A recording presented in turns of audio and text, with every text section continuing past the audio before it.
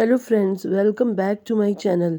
आज मैं आपके लिए लाई हूँ बड़ी ही टेस्टी रेसिपी जो आपको और आपके घर में सबको बहुत पसंद आने वाली है।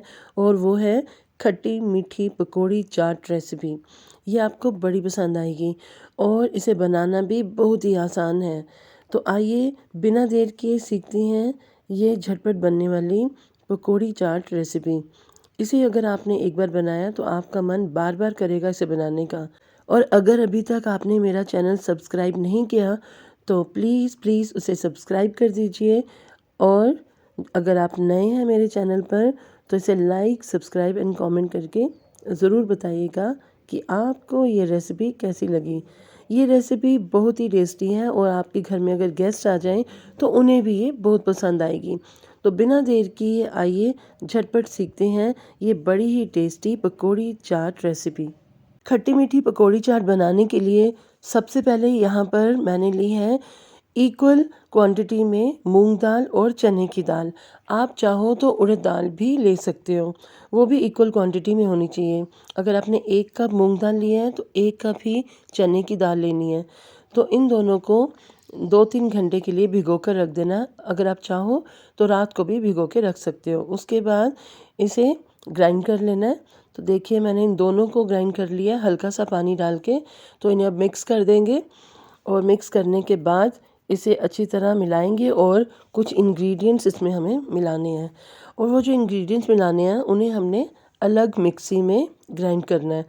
तो अगर आप चाहो कि और जल्दी बनाना तो आप इकट्ठा इसी में ही सारा मटेरियल, वो जो चीज़ें हैं जो मैं अभी इसमें डालने वाली हूँ, वो इसमें डाल सकते हो। अब एक मिक्सी के जार में हम डालेंगे थोड़ा सा धनिया और इसके साथ हमें डालना है थोड़ा सा धनिया मीन्स आधा कप के करीब धनिया। और इसके साथ डालना है एक प्याज बारीक काट कर और या फिर मोटा मोटा काट कर, क्योंकि हमें इसे ग्राइंड ही करना है।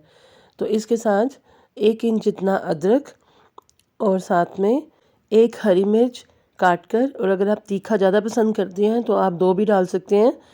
और इसके साथ हम डालेंगे हल्का सा पानी और इसे हम कर लेंगे ग्राइंड। अब एक बड़े बर्तन में या बड़े बोल में हम सारा मटेरियल जो दाल का था वो डालेंगे, ताकि इसे अच्छी तरह ये जो मिक्सचर बनाया है उसके साथ मिक्स कर सकें।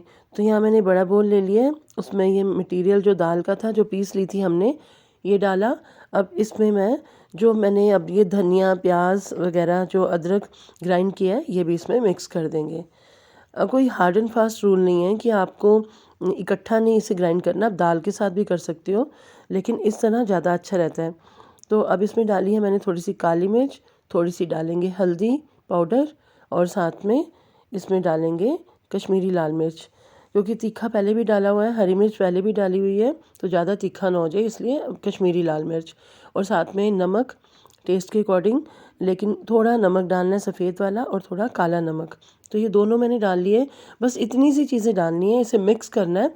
और फिर हमने अच्छी तरह से इसे मिक्स करने के बाद ऑयल मैंने गरम करना रख दिया हुआ है, तो उसमें हम इसे 1-1 स्पून मटेरियल ऑयल में डाल के फ्राई कर लेंगे।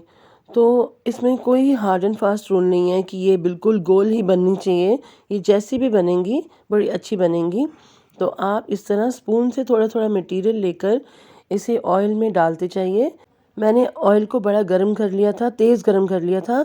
अब जैसे ही मैंने ये डालनी शुरू की तो इसे मैंने लो फ्लेम पे कर दिया है।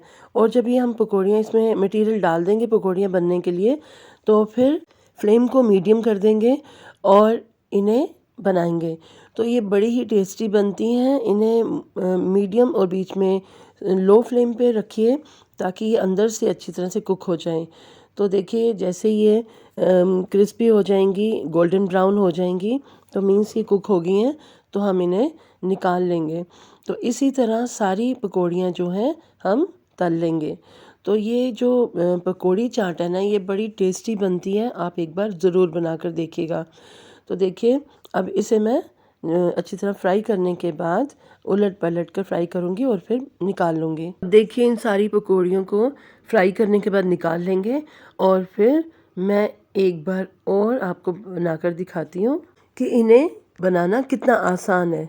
आपको कुछ भी नहीं करना, आपको हाथों से डालना ही नहीं है, आप स्पून के साथ थोड़ा थोड़ा मटेरियल लीजिए और उसे ऑयल में फ्राई करने के लिए डाल दीजिए। जितना आराम से आ जाए उतना ही मटेरियल डालिए। और अगर आप चाहो ना तो इसमें थोड़ा सा बेकिंग पाउडर भी यूज़ कर सकते हो, तो उससे ये थोड़ी फ्लफ़ी हो जाएंगी। मैंने यहाँ बेकिंग पाउडर का या इनो का किसी का भी यूज़ नहीं किया, उसके बिना ही मैंने बस मटेरियल डाला, उसे थोड़ा सा बीट किया और इन्हें फ्राई करने के लिए डाल दिया। आप चाहो तो इसमें बेकिंग पाउडर भी डाल सकते हो और थोड़ा सा बिल्कुल डाल के आप इन्हें फ्राई कर सकते हो। पकौड़ियाँ फ्राई करने के बाद अलग रखनी है और अब लेना है एक पैन जिसमें हमें बनानी है आमचूर की चटनी। अब ये जो पानी डाला है इसमें मैंने 1 गिलास पानी डाला है पैन में। जी जैसे ये बॉईल होना शुरू होगा इसमें हाफ़ कप हम डालेंगे आमचूर पाउडर। आमचूर पाउडर डाल के इसे थोड़ा मिक्स कर लेंगे और फिर इसमें उतना ही जितना हमने आमचूर पाउडर लिया उतनी ही चीनी डालेंगे और चीनी डालनी है और इसमें मिक्स करना है थोड़ा सा बिल्कुल 1/4 स्पून नमक और साथ में डालना है हमें हाफ़ स्पून भुना हुआ जीरा पाउडर और साथ में इसके डालेंगे हम कश्मीरी लाल मिर्च थोड़ी सी और वो भी मैंने डाल दी 1/4 स्पून और साथ में डालना है थोड़ा सा काला नमक, बिल्कुल थोड़ा सा काला नमक। इन चीज़ों को डाल के हमें एक बॉयल आने देना है इसका और जैसे ही ये बॉइलिंग पॉइंट पे आए तो हमें फ्लेम को ऑफ़ कर देना है। तो ये जो हमारा मटेरियल है ये सारा डाल के आमचूर चीनी वगैरह डाल के इसे पतला तो रहेगा लेकिन थोड़ी देर रखने के बाद, जैसे ये अभी बिल्कुल पतला है, थोड़ी देर रखने के बाद ये सेट हो जाएगा और ये गाढ़ा हो जाएगा और ये आमचूर की बड़ी टेस्टी चटनी बनेगी। इधर दूसरी ओर हमें एक बड़ा कप लेना है दही का और उसमें हमें डालनी है पाउडर शुगर टेस्ट के अकॉर्डिंग। टेस्ट के अकॉर्डिंग मीन्स कि मतलब जितना हमने ये लिया दही उससे हाफ़ पाउडर शुगर लेनी है। तो इसे मिक्स करना है तो ये हमारा मीठा दही तैयार हो जाएगा। और देखिए कितना आसान है इसको बनाना। थोड़ा सा बीट किया दही को और फिर उसमें चीनी मिला दी पीस कर। तो अब एक प्लेट में ये जो पकौड़ी चाट है वो बनाएंगे। उसके लिए मैंने प्लेट में नीचे पहले डाला दही। अब इसके ऊपर मैं जो पकौड़ियाँ थी उनको रखूँगी। तो तब तक हमारी जो चटनी है वो भी, जो मीठी चटनी है वो भी सेट हो चुकी है। तो ये पकौड़ियाँ सारी इस पर रख सकते हो, आप अपने अकॉर्डिंग इसे प्लेटिंग कर सकते हो। तो मैं तो इस तरह से कर रही हूँ, तो आप चाहो तो ऐसे भी कर सकते हो। तो इसके ऊपर जो हमने आमचूर की चटनी बनाई है वो डालेंगे। आमचूर की चटनी डालने के बाद इस पर हम डालेंगे हरी चटनी जो मैंने बनाकर रखी हुई थी ऑलरेडी, जो मैंने पिछली अपनी वीडियो में बनाई थी। तो वो चटनी इस पर डालेंगे।